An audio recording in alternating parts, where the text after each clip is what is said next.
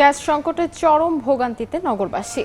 পাম্পে পাম্পে অপেক্ষায় যানবাহন চালকরা। সে খবর জানাতে রাজধানীর তেজগাঁও থেকে যুক্ত হচ্ছেন ফারুক ভুঁইয়া রবিন। সরাসরি যাচ্ছে তার কাছে। রবিন, রাজধানীর যেই ফিলিং স্টেশনগুলো কিংবা বাসাবাড়ি শিল্প কারখানা সবখানে যে তীব্র গ্যাস সংকট চলছে তার একটি নমুনা বা তার একটি যে যদি উদাহরণ বলি তাহলে রাজধানীর যে সিএনজি ফিলিং স্টেশনগুলোতে আমরা কিছুক্ষণ আগে রাজধানীর তেজগাঁওয়ের একটি সিএনজি ফিলিং স্টেশনের চিত্র আপনাদেরকে দেখাচ্ছিলাম। তো সেখানে যে অবস্থাটি ছিল যে গ্যাস সরবরাহ না করার কারণে অর্থাৎ গ্যাস না পাওয়ায় মানে ফিলিং স্টেশনটি গ্যাস না পাওয়ার কারণে সেখানে মোটামুটি যে যানবাহনের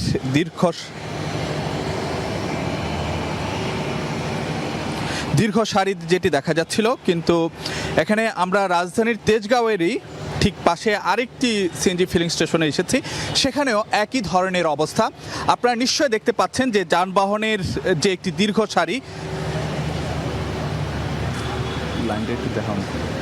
হ্যাঁ, যে সিএনজি ফিলিং স্টেশনটিতে মানে বেশ কিছু যানবাহন এখানে অপেক্ষা করছে এবং পাশের যে সড়কটি রয়েছে সেখানে কিন্তু যানবাহনের একটি দীর্ঘ সারি, লম্বা সারি দেখা যাচ্ছে। কিন্তু এখান থেকে ঠিক আধা ঘন্টা সময় আগে এই সিএনজি ফিলিং স্টেশনটির গ্যাস সরবরাহ সেটি বন্ধ হয়ে যায়। তার কারণে এখনও যে দীর্ঘ সময় যারা যে লাইনে অপেক্ষা ছিলেন তারা গ্যাস না পেয়ে তাদেরকে সে অপেক্ষার যে প্রহর সেটি এখনও ফুরাচ্ছে না। তাদেরকে এখনও অপেক্ষায় থাকতে হচ্ছে কখন নাগাদ এখান মানে গ্যাস আবার আসবে বা যে প্রয়োজনীয় যে চাপ সেটি আসলে যে মিলবে সে বিষয়ে এখনও কিন্তু যে কেউ কিছু জানেন না, সবাই সংশয়ের মধ্যে আছেন। তো এই রকম অবস্থার মধ্য দিয়েই কিন্তু যে রাজধানীর সিএনজি ফিলিং স্টেশনগুলো চলছে। এর ফলে কিন্তু এই গ্যাস নির্ভর জীবিকা যাদের তাদের কিন্তু যাপিত জীবনে কিংবা আয় রোজগারে বড় ধরনের একটি টান পড়ছে। তো গ্রাহকরা যেটি প্রত্যাশা করছেন দ্রুতই যেন এই সংকটের সমাধান হয়। তো এই ছিল আমার কাছে রাজধানীর সিএনজি ফিলিং স্টেশনগুলোতে গ্যাস সংকটের সবশেষ খবরাখবর।